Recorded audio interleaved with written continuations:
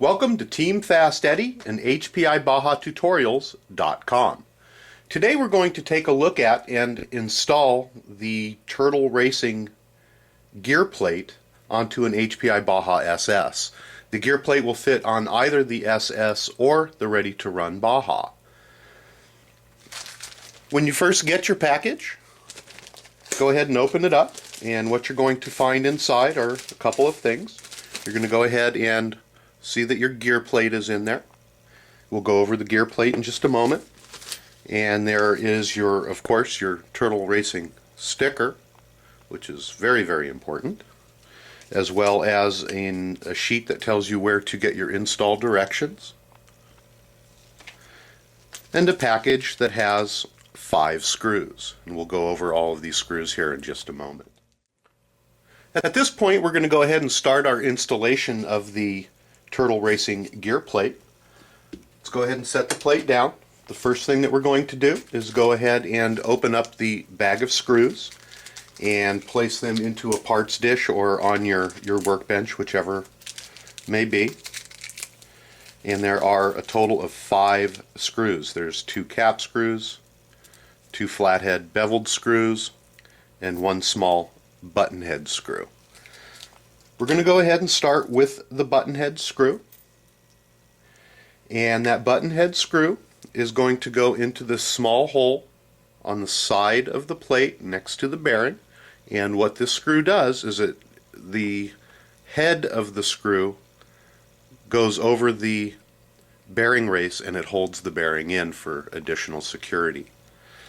What we're going to do on that is to go ahead and get our wrench, which is going to be a 2/32 wrench here, and we're going to put a little bit of blue Loctite on the screw just to hold it into place a little better.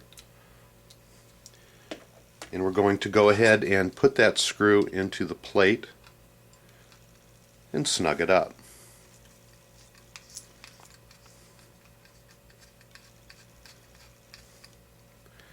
You don't have to really crank down, but make sure it's fairly snug.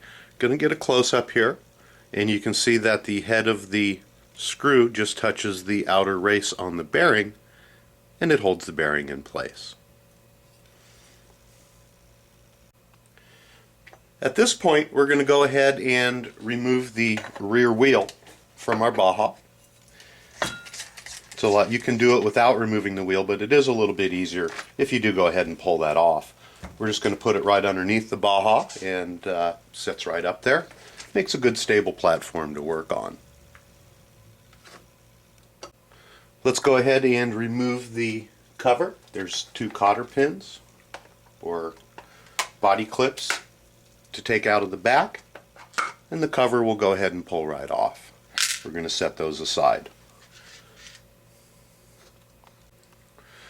Let's use our needle nose pliers, and we're going to go ahead and take the C-clip off of the spur gear, like so. Set it aside and remove the spur gear. It's a great time to check everything out and make sure that it's all in good shape.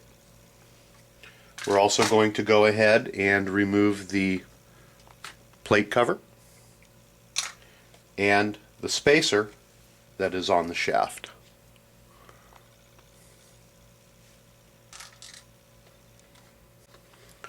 At this point, we're going to go ahead and remove the plate. Let's remove the 2 rubber plugs that are in the existing plate and set them aside so they don't get lost. And then we'll go ahead and remove the 4 screws that are holding it in.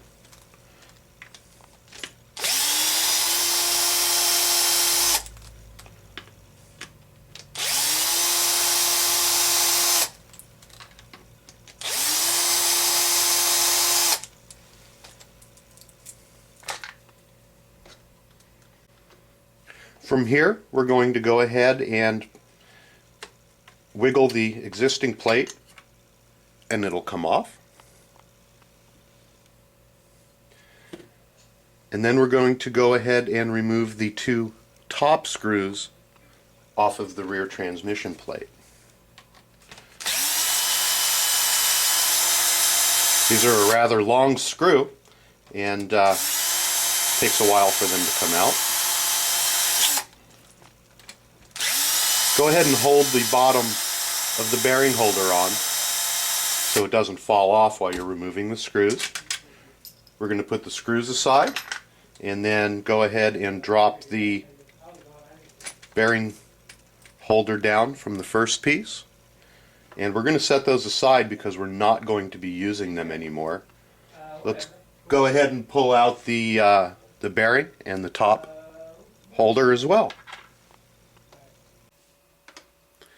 Now that the two top screws are removed, we're going to go ahead and install the turtle plate.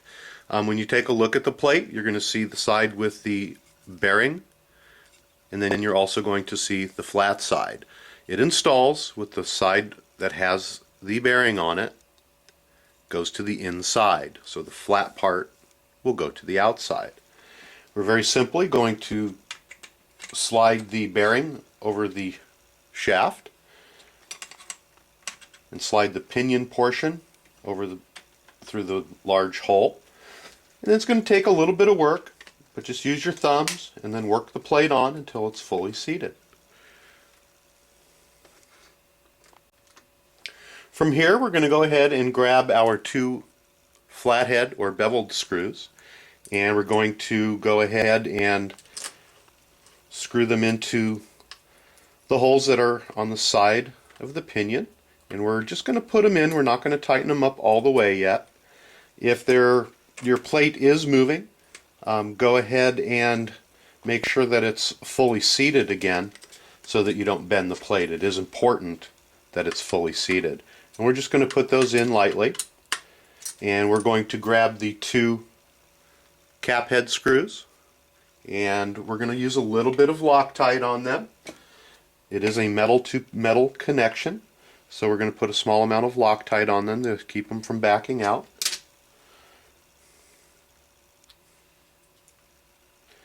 Insert those into the top. And go ahead and tighten those up.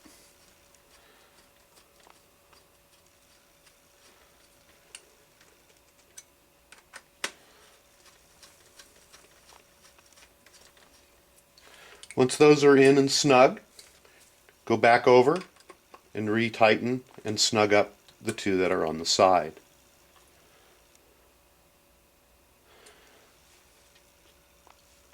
From here, we're going to go ahead and grab one of our little rubber plugs that we removed from our stock plate, and we're going to go ahead and insert that into this hole here to plug it up.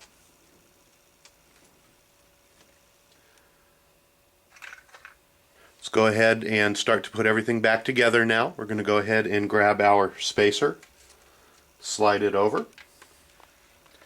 Let's go ahead and grab our cover and slide it on. Double check once this is on and make sure that it does match up evenly. This one matches up just fine. If it does sit a little bit high, if you are using a different top plate, they can set up a little bit higher sometimes.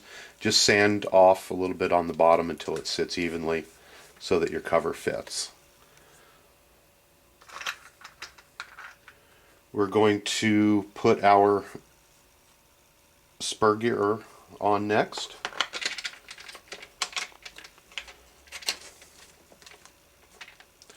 Slides on just like so, along with the C-clip.